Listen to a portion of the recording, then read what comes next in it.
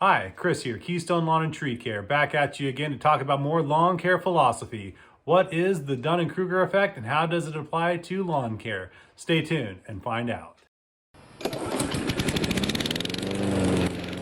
All right, let's be honest. I'm not coming up with all these ideas myself. I watch a lot of YouTube videos and I'm trying to keep my finger on the pulse of what's going on out there. And I came across this idea of the Dunning-Kruger Effect. What is it? How does it apply to lawn care?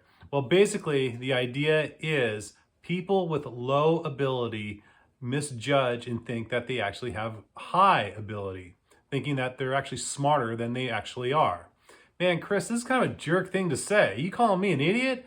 Well, no, and I'm not. I'm just saying we're going to try to talk about surrounding yourself with good people and recognizing that you may not know it all and that you should surround yourself with good people on complementing your skill set. Bill Gates, Steve Jobs, Elon Musk, Jeff Bezos, what do all these super successful people have?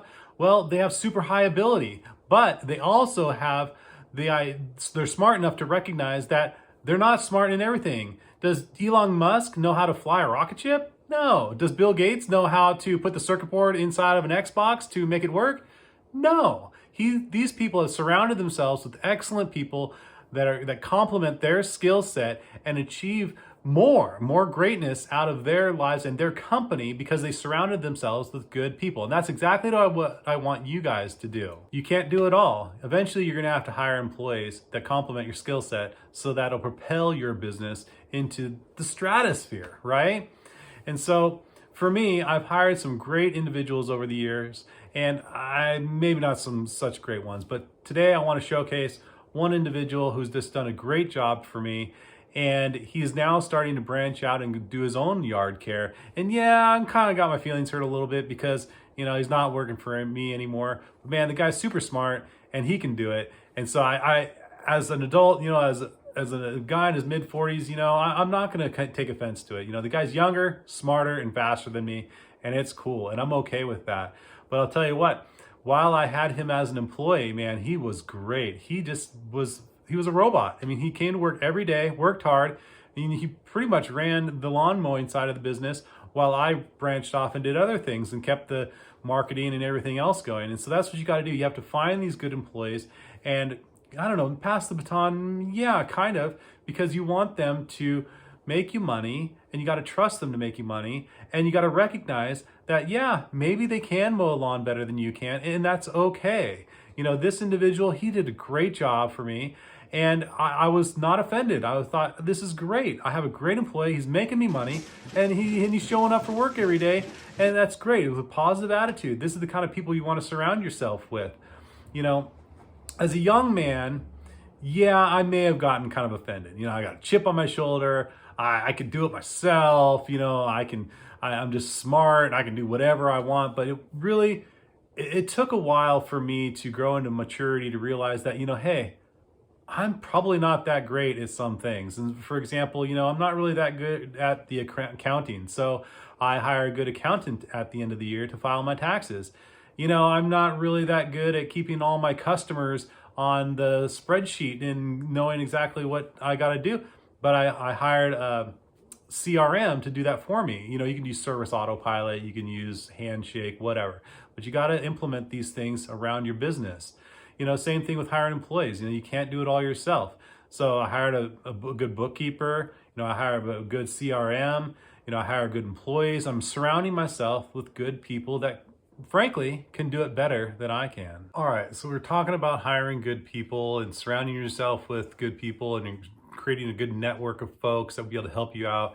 But now on the opposite, let's talk about really what not to associate with. I mean, it's kind of a no-brainer, You look around and you see people going nowhere and you're just in kind of a rut in life. You probably don't want to hang out with those people. If they're drinking every night and being idiots, you probably don't want to hang out with these people. And yeah, it kind of sucks. Maybe these are some of your buddies from high school, and you want to hang out with them, but really you can't. As you're getting older, you're going to have family, you're going to have a job, you just can't do these sorts of things. And yeah, it kind of sucks, you got to kind of cut the fat off yourself and your business, and you just can't start associating with people like this. And yeah, it's hard. And how do you determine like who is good and who is bad, where you got to cut the fat? I can't say. And personally, I sometimes don't even know. I mentioned this fella, my old employee before. Man, this guy really had a nose for like bologna. I mean, he could smell it a mile away. And he warned me sometimes when it came to employees. He's like, "Hey man, watch yourself with this guy. You think this guy is going to be good? He's not going to work out. I don't like him." And sure enough, the guy didn't work out. And he warned me. And I was like, how did he know? I mean, he could smell bologna from a mile away. And maybe that's the kind of person you need to surround yourself with, somebody who can smell the bologna. You know, maybe I'm just naive and I think everybody's a good person out there, but they're not. And if you can find a guy like I have who can smell it a mile away, that might be something to kind of hold on to. Dunning-Kruger goes along with staying in your lane. Don't go out and start tackling projects you don't really know anything about. Try to stick to stuff that you know that you're good at, you know? For example, when I was first getting into it, I thought, landscaping, this is gonna be cool. You know, I'll put in some pavers and I'll make some money because there's a lot of money in paving and putting in patio stones. So I'm like, great. So I bid this project way too low, of course, because I didn't really know what I was doing. I did the project, it turned out okay, but man, I sure wasted a lot of time and energy on this project on something I didn't know anything about. And I wasn't even smart enough back then to realize that I didn't even know what I was doing. Man, I wasted so much time and money on a project that I knew nothing about. It's not to say that you can't get into that stuff later in the future, but at least when you're first getting started, stay in your lane and stick to the things that you know that you're good at. We all have a little bit of this Dunning-Kruger effect in us. We all think we're great. We all think we're fantastic, and we can't really recognize our shortcomings, you know, and it's really difficult to learn and kind of self-reflect and find out about these things. And so, you know, you're not stupid. You don't have low IQ just because you don't really recognize it right away. You know, but you can, recognizing it, and then what can you do? You can practice your craft. Practice, practice, practice. Get better at it. Learn about it. Read some books. If you're not good at the mechanical stuff, well, maybe you should take your lawnmowers into a mechanic to have him do it instead of you screwing it up. Because I've done that in the past. I've taken my mowers apart and screwed them up, and it's just wrecked them. So don't make these mistakes. Practice, practice, practice. Hone your craft. Surveys are another great way to self-reflect. Send out these surveys at the end of your projects or maybe once a month to a few clients and asking them for input. What could you do better? They might suggest stuff that you never even thought about. Surveys, they're a great thing. You know, in my previous career, I was a teacher.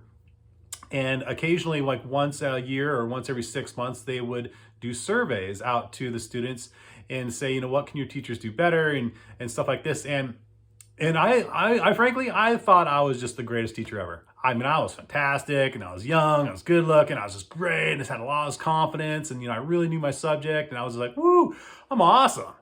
Well, when I got these surveys back, I found that sometimes I wasn't awesome.